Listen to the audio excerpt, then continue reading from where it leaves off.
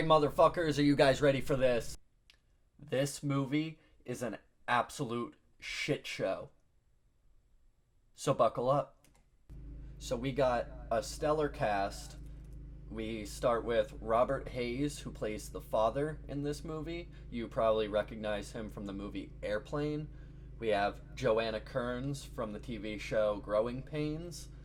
We have Joshua Schaefer, who apparently just dropped off the fucking planet after this movie because I could not find any pictures on IMDb or anything of this kid.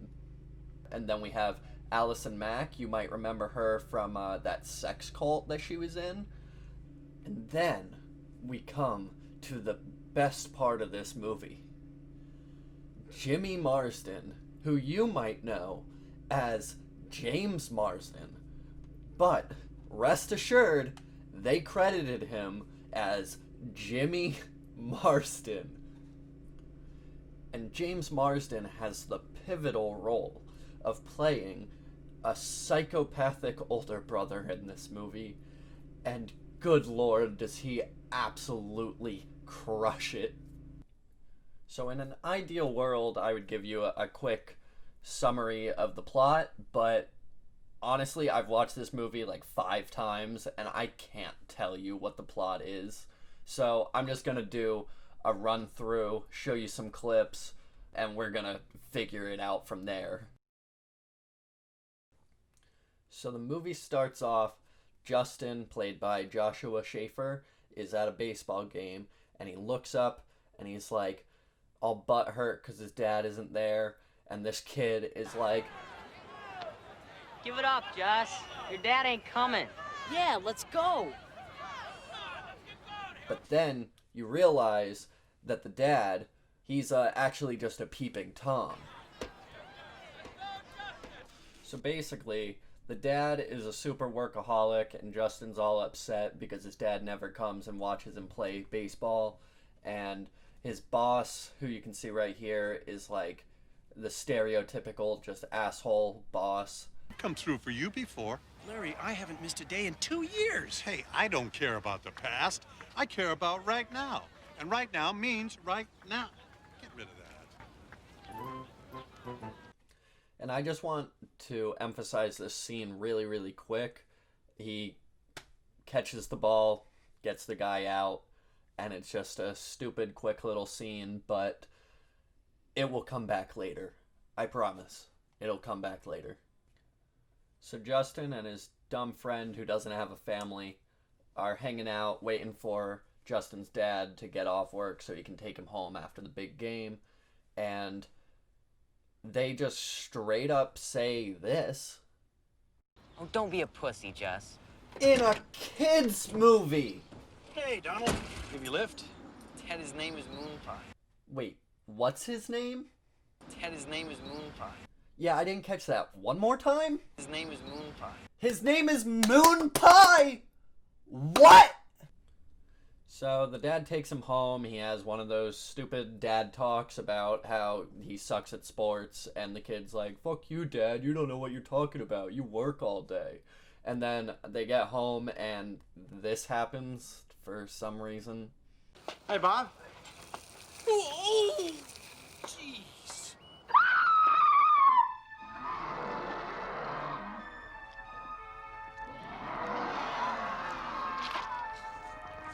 And then Allison Mack is just over here watching sex cult movies, as you would expect. And then the mom tries to just casually feed her family some rancid chicken, so that's cool. Those taste funny. You like chicken? Those have been in there since Christmas. And now finally, the moment we've all been waiting for is the introduction of James Marsden, who's busy jerking off in his room. And he pulls up looking exactly like Sean from Boy Meets World. Or, you know, every guy in the 90s. Nothing. I didn't say anything. Oh, nothing. Justin, just like you. A nothing. A zero. Poof. I gotta give him credit. His overacting is just so over the top and hilarious. It's the best part of this movie. Oh, give it up, Tyler. There's nothing wrong with your heart anymore. And so I guess James Marsden's character has a heart condition that's absolutely never referenced again. So now we get to the catalyst for the plot. The parents are active smokers and obviously having some money problems, so Allison Mack stops her sex cult stuff and comes out and is like, Hey, I thought you guys were trying to quit smoking. and at this point in the movie you might think like, oh, it's just gonna be a nice family movie about quitting smoking. Like the kids are looking out for their parents, they're gonna try and get them help. You would be so fucking wrong. Are you ready to quit, but afraid to fail? Well, don't be afraid any longer. I have a revolutionary new technique that can make you smoke-free today, right now. How? Through the miracle of self-hypnosis. So quit today. Come visit us at the Smart Life Hypnosis Center for a free demonstration. We're located next to Bruno's Bratwurst on the corner of Elm and Main.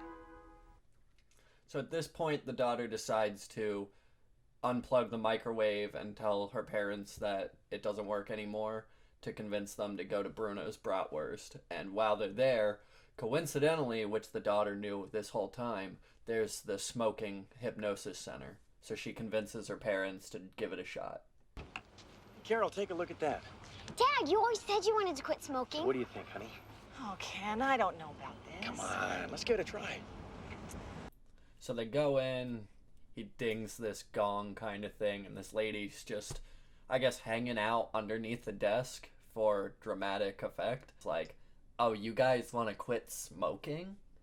And then shit gets really weird really fast.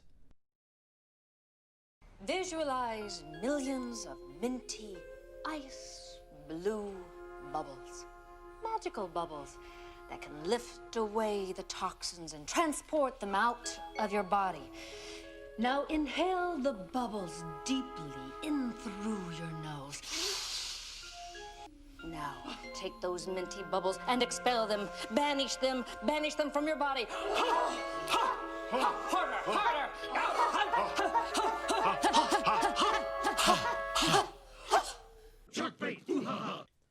And what's interesting about this movie is there's a bunch of very small details that seemingly mean nothing, and then will come back at the end for like 3 seconds, and it's just a mishmash of all this weird stuff that happens. So basically, the parents are getting hypnotized, and Allison Mack is watching, and she gets hypnotized. So this lady's like, whenever I snap my fingers, you'll be hypnotized. And that's gonna barely play a role later in the movie. Oh, and be sure, don't listen to the tapes while you're driving. Man, like, this lady is really bad at her job. And once again, that small little bit of dialogue, that's gonna come back later. And this promptly brings us back to the house where James Marsden is reading a magazine and having a strawberry milkshake. Strawberry! And apparently he's allergic to strawberry, so this leads to him breaking through the fucking wall and trying to peep on his sister in the bathtub. So, I guess that explains. Now, you know what? Am I really gonna do another sex cult joke, or are we done? Are we done? Dad, he was spying on Monica. She gave me a strawberry shake. She knows I'm allergic to strawberries.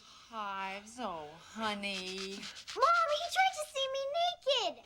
Okay, Monica, like there's something to see. So I'm not gonna lie, a lot of this movie gets really, really, really boring, so I'm just gonna try and gloss over a lot of the little details so we can get to the end, because that's what really counts. So basically, if you couldn't figure it out, they hypnotize their parents and they figure out how to record their own messages on these little cassette tapes and basically convince their parents to do a bunch of really stupid shit. They have the parents go to skip day and get them a cat and just like all this stupid shit. Like they get all kinds of toys, and Tyler, the older brother, is just like all pissed about it. And then there's also this quick scene that I'm going to show right now where you kind of understand the correlation between Justin and his dad playing baseball. But wait, it'll come back later.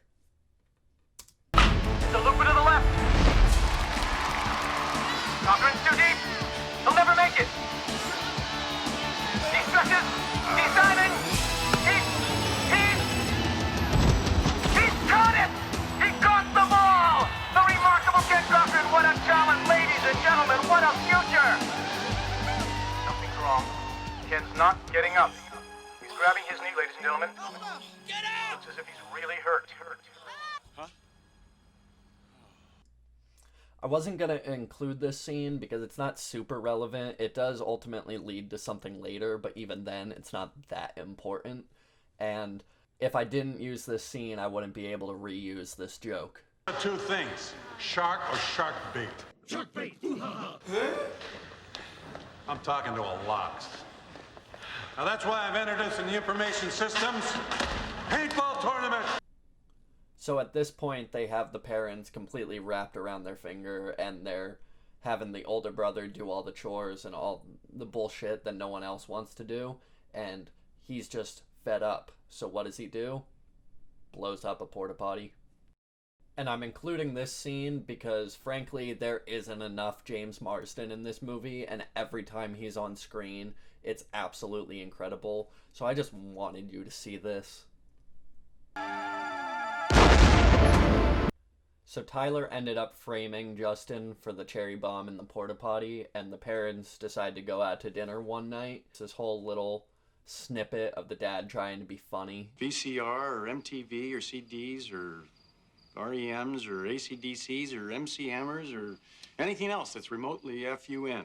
But this ultimately leads to my absolute favorite scene in the movie besides the ending.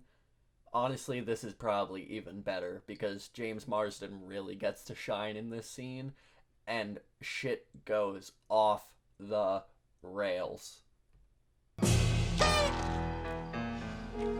All right, you little hemorrhoids. It's question and answer time. Something strange has been going on around here, and you two are at the bottom of it.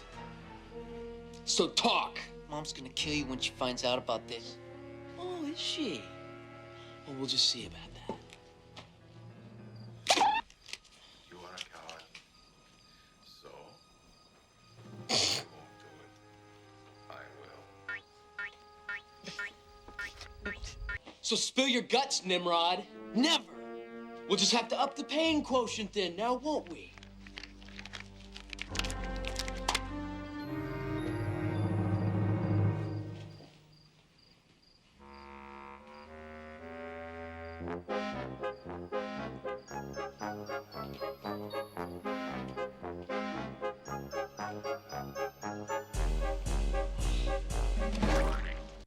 And for any animal lovers watching this, it gets pretty wild.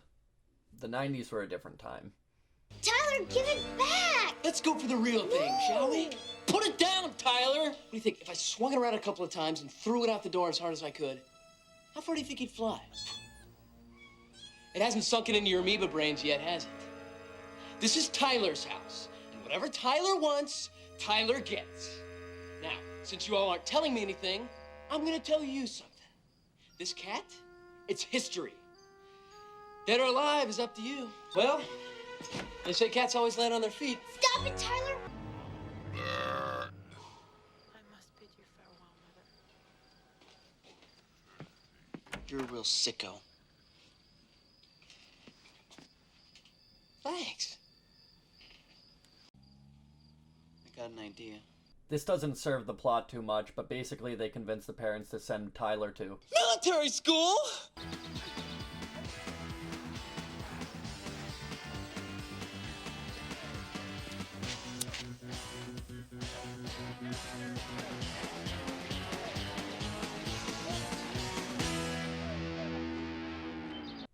So Tyler gets caught smoking at school, and they send home some of his confiscated items. And, you really thought I wasn't gonna notice that, huh? Just... Did you see it? Do you need to see it again? Yeah, I was gonna ask why Tyler had a copy of Mein Kampf, but honestly, that's very in character for him. Nice shot, half-wit. You idiot! You killed Conti! But not on purpose. I was just. Oh, shut up. Why don't you just shut up and do us all a favor and kill yourself right now? What? And drag your sorry butt out of I here. could kill myself. Just shut up and do it. Go on, get on with it.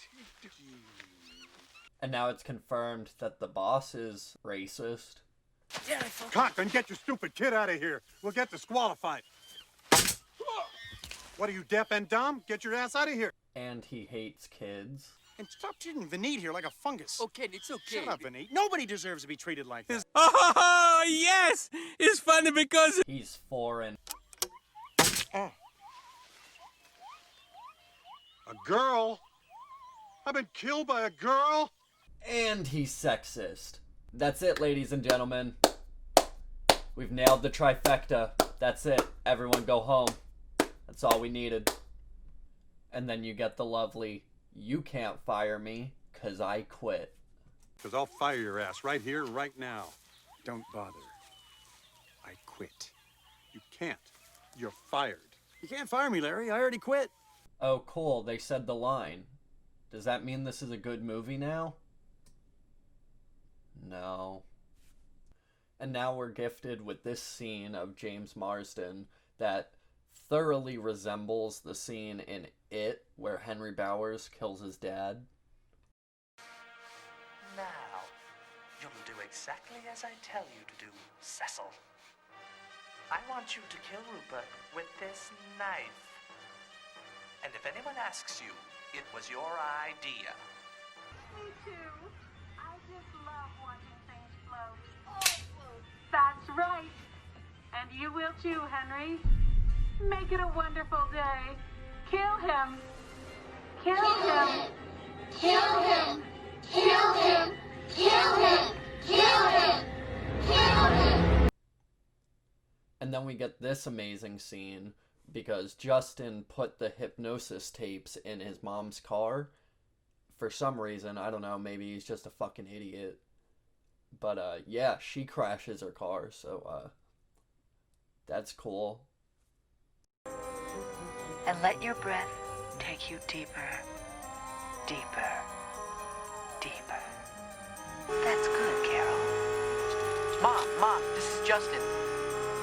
Mom!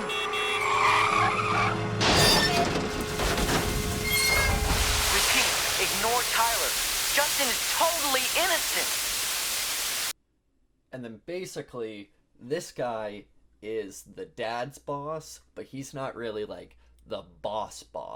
So the boss comes up and he's like, hey, guy from Airplane, we really want you to reconsider quitting. We're actually gonna fire this guy. And then the boss goes batshit crazy. And guys, we're almost done. We're on the homeward stretch. This is the beginning of the end. This is when the movie goes from great to absolutely outstanding.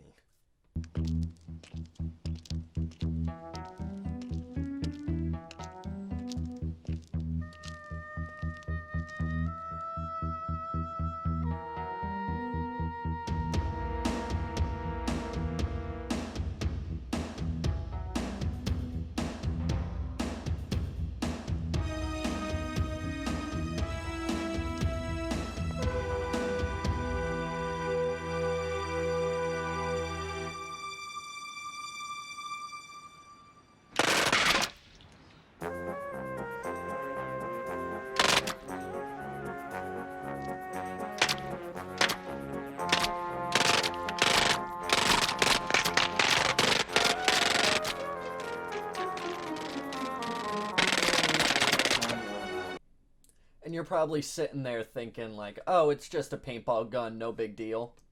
Get down! Come on, get under the desk!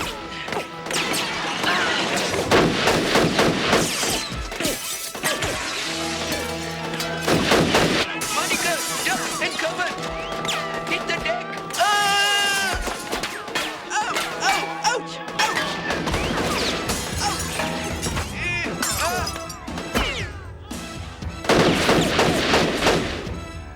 And this is when it really hits you that this movie came out pre-Columbine and 9/11.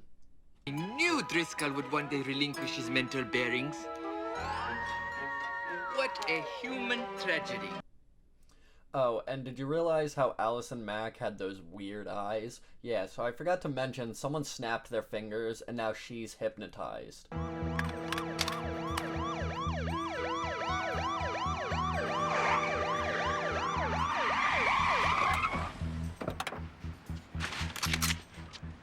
All right, now take it easy, sir. Now, no one has to get hurt here. I want you to very slowly put the weapon down, put your hands in the air, and step away from the car.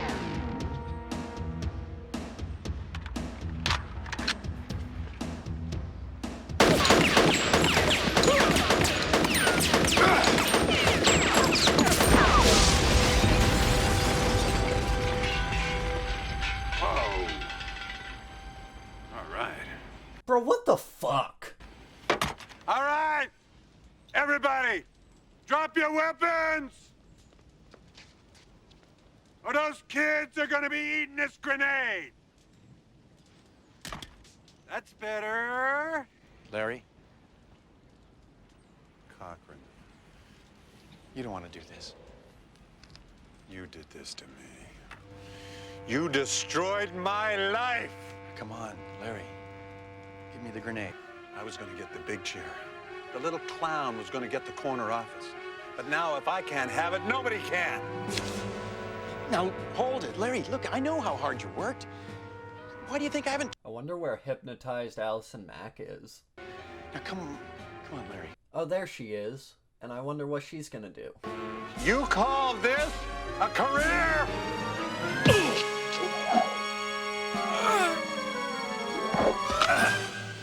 Dad, throw it!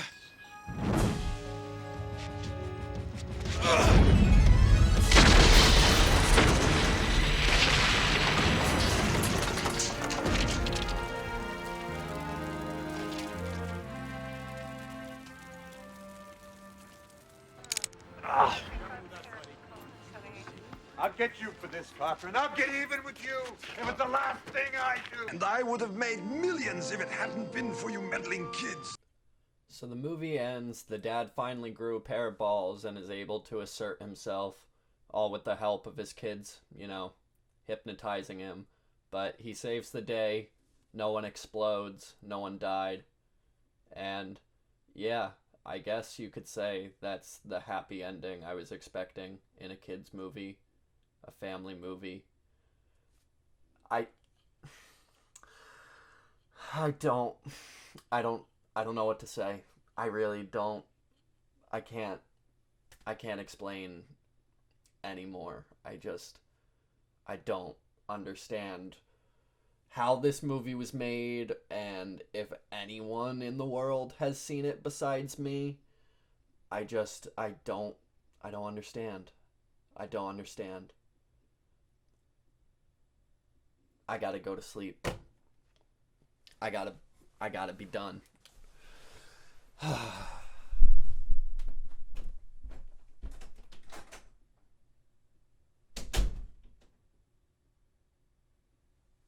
I'll sue. I'll claim child abuse, incompetent parenting. I'll ruin you. You can't do this to me. You did this. You're responsible. Mom! Dad!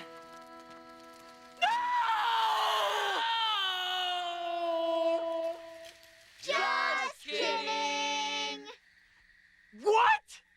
That was No Dessert Dad Till You Mow the Lawn. I hope you enjoyed this video. I really appreciate you watching. If there's any point in this movie that you were very confused, don't worry. This movie is just that confusing. This movie has a 4.7 out of 10 star rating on IMDb, and I gotta say that's right around where I would put it as far as a rating. It is very boring throughout, but there are some little tidbits that make it worth watching. Everything James Marsden contributes, and that end scene, I gotta tell you.